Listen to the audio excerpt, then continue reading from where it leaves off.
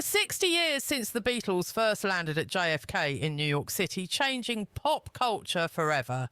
And hey, Adrian, from Brooklyn. We know you are still carrying a torch for Paul if you are listening, girl. We know you will love him until you are 105. Paul McCartney has not just been a star, he has been the blueprint for rock royalty for decades, standing tall as one of the most successful acts in history.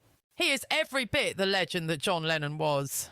But now at 84 years old, in 2026, rumours are swirling and it is time to set the record straight. Did the cute Beatle really have a secret romance with a fan, or, get this, a member of the paparazzi? We are about to uncover the truth behind this shocking McCartney gossip. But first, let's look at his long history of lovers, from Dorothy Ran and actress Jane Asher to his marriages with Linda Eastman, the tumultuous Heather Mills saga, and his current wife Nancy Shevell. It is no secret that Paul has had a string of gorgeous women by his side long before he became a global superstar.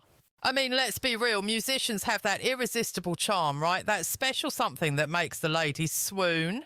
Do you buy into the rock star mystique? Before we spill the tea on that alleged paparazzi girlfriend, we have to go back to the beginning with Dot. She was truly one of Paul's first major heartbreaks. Back in Liverpool, Paul McCartney's first heavy romance was with a girl named Dorothy Ran. It all kicked off around 1959 at the Casbah Club, the local hotspot, where a young, hungry McCartney was just starting to find his groove. They were together for about 2.5 years, and this wasn't just a high school fling. It was a relationship that really shaped who he would become.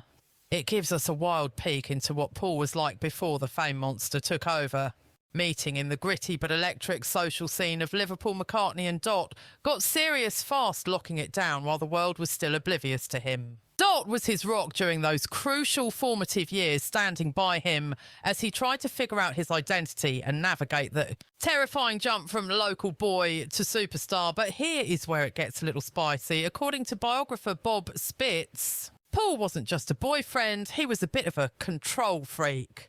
He reportedly had a compulsion to micromanage everything, including Dot's physical appearance. We are talking about him picking out her outfits and telling her how to do her makeup. Talk about a red flag. It showed a deep need to mould his environment and the people in it. The craziest example, he actually made her grow out her blonde hair and dye it to look exactly like Brigitte Bardot, the French bombshell who was the ultimate sex symbol of the era. He wanted his own personal movie star. There was even a time he made her go get it restyled because it wasn't perfect, and he threw a fit when it didn't meet his insane standards. Yet even as the Beatles started blowing up, Paul tried hard to keep Dot in the picture. When the boys went on that legendary first trip to Hamburg, a totally wild time for the band, he was constantly writing her love letters. It proved that no matter how crazy the rock and roll lifestyle was getting, he was still deeply attached to her. Dot wasn't just waiting by the phone, though. She was part of the inner circle. In 1962, when the Beatles headed back to Germany, Dot actually travelled there with Cynthia Lennon. It just shows how tight-knit and messy those early Beatles relationships really were. Things were getting so serious between Paul and Dot that everyone expected wedding bells. They were practically engaged, but tragically everything fell apart when Dot suffered a miscarriage. That heartbreaking loss was the final nail in the coffin for them. With the baby gone, and along with it, the pressure of a forced domestic future, Paul suddenly felt the chains loosen. He realised he was free of obligation, and he decided to call off the engagement completely. Looking back, this chapter tells us so much about the man behind the music. It highlights the intense mix of young love controlling behaviour and the ruthless ambition that comes when you are on the brink of global fame. Dot Ran wasn't just a footnote, she was a mirror reflecting Paul's personal growth. She showed us a guy who could love deeply, but also needed to pull all the strings, a trait that, let's be honest, we would see pop up again and again with his future partners. So Dorothy Ran was way more than a summer fling. She represented the innocence and the brutality of first love, all happening right before Paul's world turned upside down. Had you ever heard of her before? I bet this next name rings a few more bells. Jane Asher, the redhead who captivated London. Paul McCartney's love life has always been just as headline-grabbing as his #1 hits. When he first tasted international stardom, trying to date was a nightmare with cameras flashing everywhere, but his romance with Jane Asher became the stuff of legend. This was a long-term love affair that played out right smack in the middle of peak Beatlemania. Their relationship was a powerhouse of creativity, intellect, and that vibrant, swinging 60s energy. They were the it couple before that was even a term. It was a time of wild exploration where his music and his love life fed off each other, even if he never actually put a ring on it. To this day, the saga of Paul and Jane remains one of the most fascinating and bittersweet chapters of the classic rock era. Let's take a trip back to the absolute hysteria of the Beatlemania era.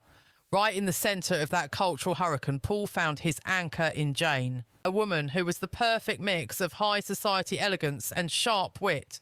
She had that rare, undeniable magic capable of soothing the savage beast of a chaotic celebrity existence. This romance kicked off right when the world was waking up to the Beatles phenomenon. It wasn't long before they were the ultimate it couple, inseparable in the public eye. With Jane doing a lot more than just capturing the heart of a superstar, she was actually the spark that lit the fuse on his creative explosion. Their relationship was a beautiful blur where the mundane everyday stuff mashed up perfectly with moments of sheer musical genius, a golden era where deep late-night talks, inside jokes and quiet looks across the room transformed into some of the most iconic melodies Paul ever put on paper. You have to understand, Jane wasn't just a girlfriend or a romantic interest. She was a full-blown muse. Industry insiders and fans alike believe her fingerprints are all over the soft, emotional ballads and the complex lyrical twists that came out of that specific timeline. It was the pure simplicity of what they had, defined by scribbled love notes, sweet gestures, and endless hours just hanging out that allowed Paul to access deep feelings that would soon shake the souls of millions of fans across the planet. But as the Beatles' fame went stratospheric, the crushing weight of being the world's biggest stars started to crack the foundation. Even though their bond was visibly strong, the insane demands of a career that was moving at the speed of light meant that the couple slowly but surely started to drift into different worlds. However, even after the romantic door slammed shut, the residue of their time together left a permanent stain, in a good way, on Paul's artistic evolution and his growth as a man, standing as a monument to a time fueled by young passion and artistic discovery. When people look back at the legacy of Paul and Jane, it is celebrated not just for the fairy tale romance it seemed to be, but also for the massive impact it had on shaping the sound and soul of one of the greatest legends in music history. Their love saga remains a standing testament to how beautiful a real connection can be, the bitter reality of maturing while the whole world is watching, and that endless dance between a private life and public genius. But then we have to talk about Paul and the misconceptions regarding the press. Enter the legendary saga with Linda Eastman. Now, for years, the gossip rags loved to paint Linda as some die-hard obsessed fan who stalked Paul's every move and plastered her bedroom walls with his posters. But here is the real tea: that narrative was total fiction.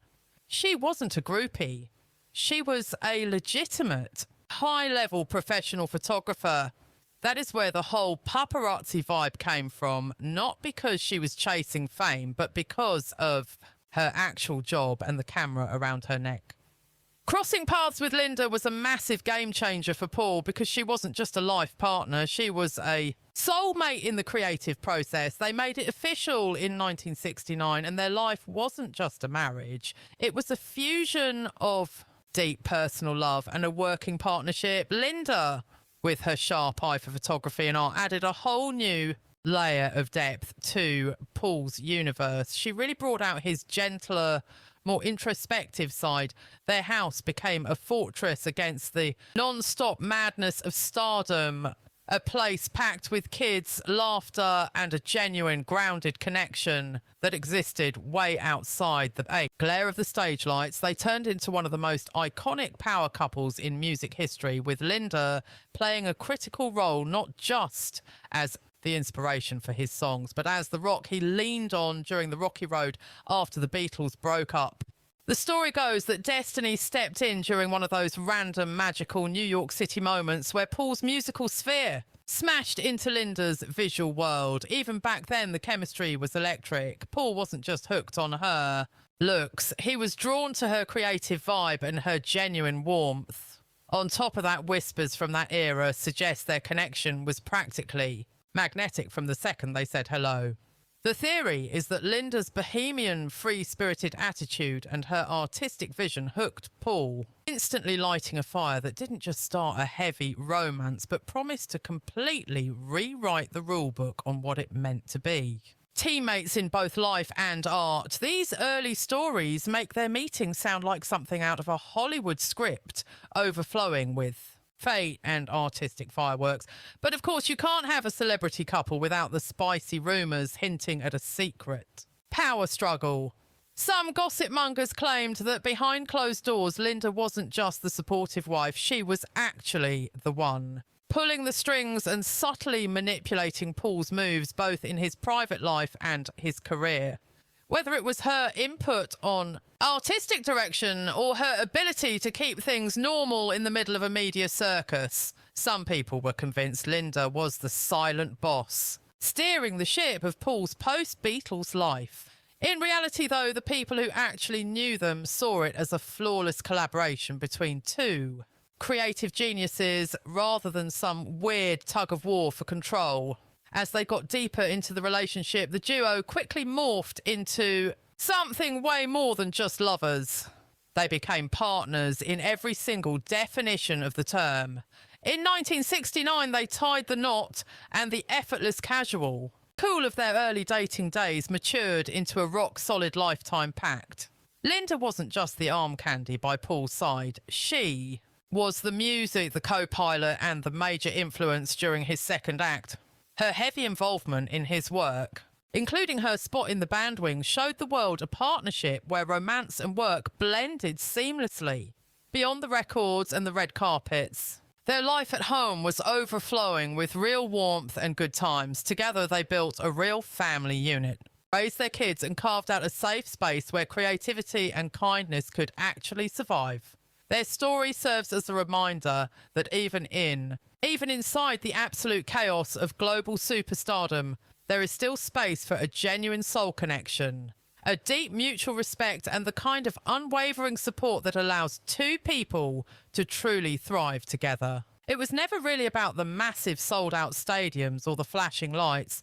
The real magic lived in the quiet, undocumented moments between the noise that truly defined who they were as a couple.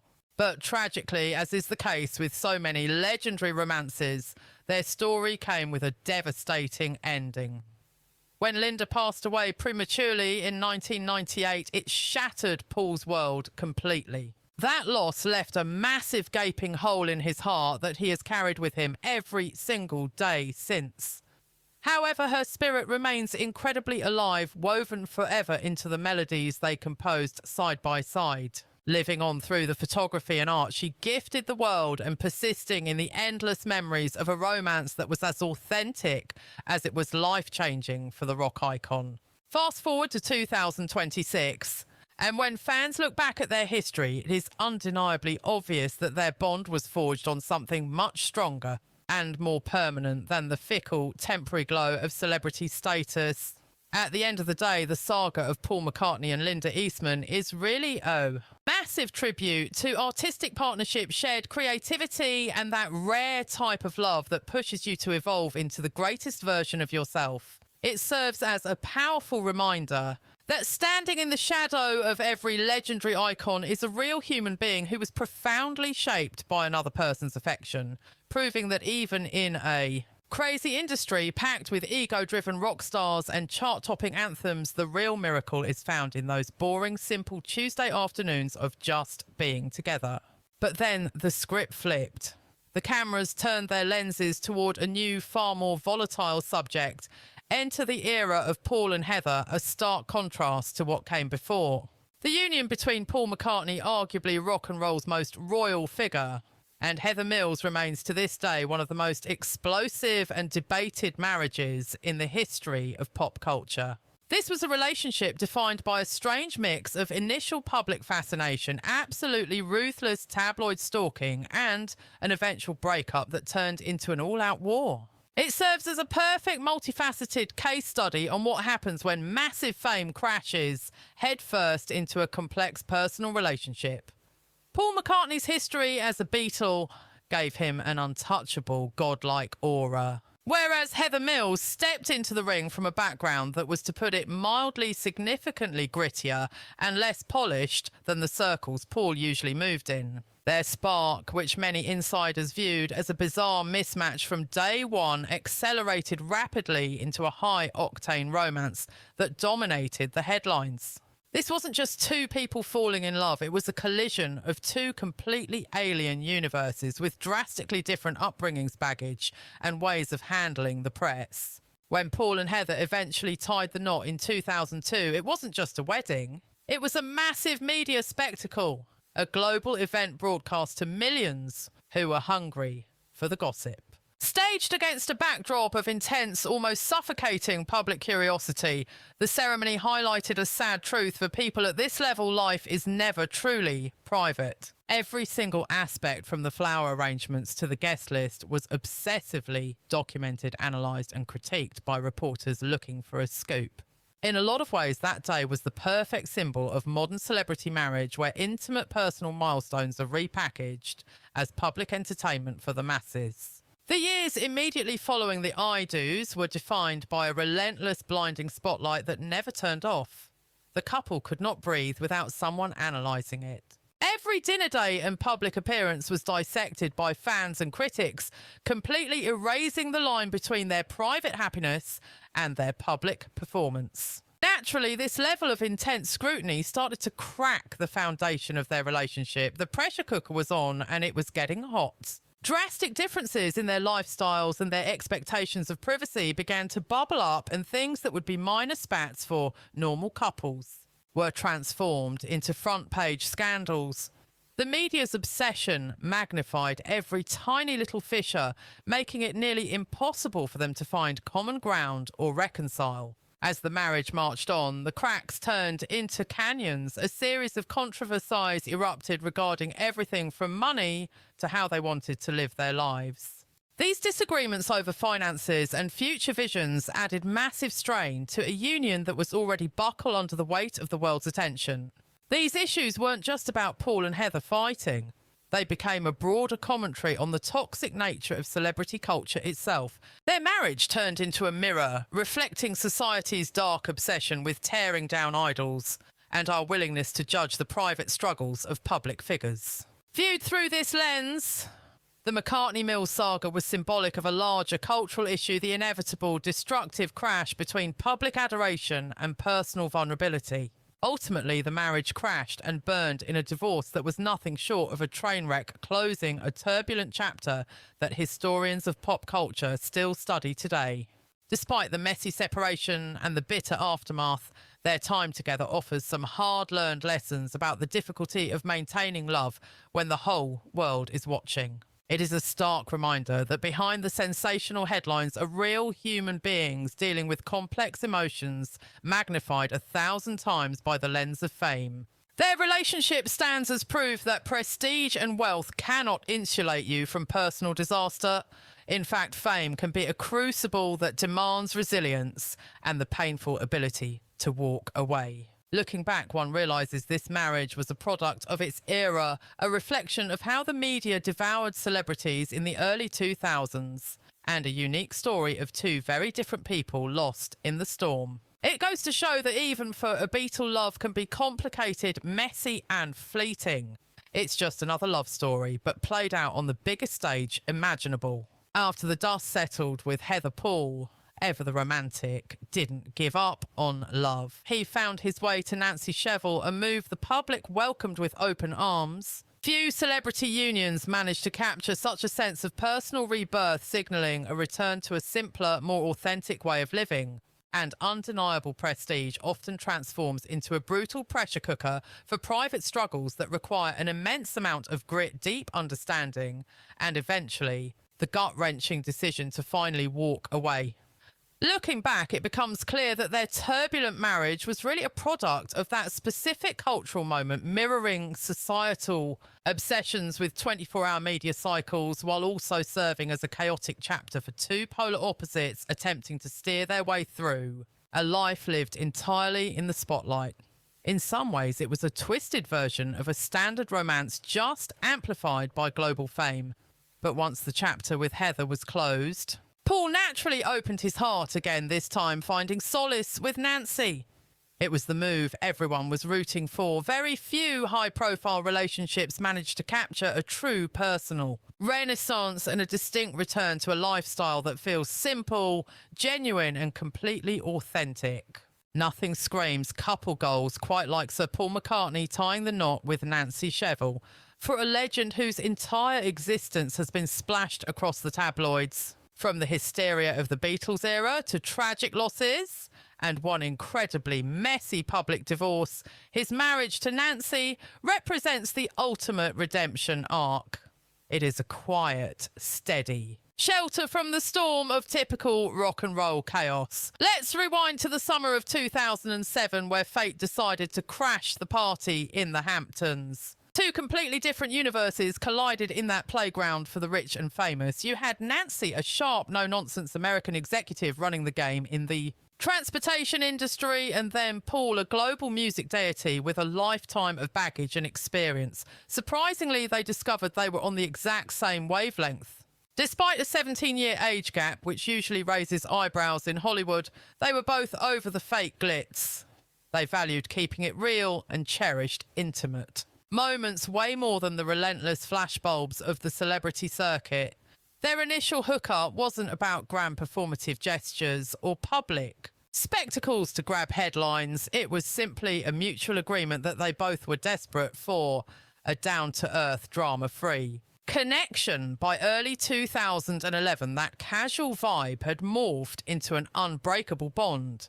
But forget the typical press release engagement that most stars do. Paul teamed up with celebrity jeweller Neil Lane not to create a boulder-sized diamond to show off, but to design a ring that was unique and deeply personal. When the ring finally made a subtle debut at a high-profile gala, it was a quiet flex. It set the perfect tone for an engagement defined by genuine soul connection, not media circuses. On October 9th, 2011, Paul and Nancy made it official at Old Marylebone Town Hall in London. Now, this is where it gets heavy. That is the exact venue where Paul married his first love, Linda, decades ago. Choosing this specific spot wasn't a coincidence. It was a beautiful, poetic nod to his history while boldly stepping into a brand new future.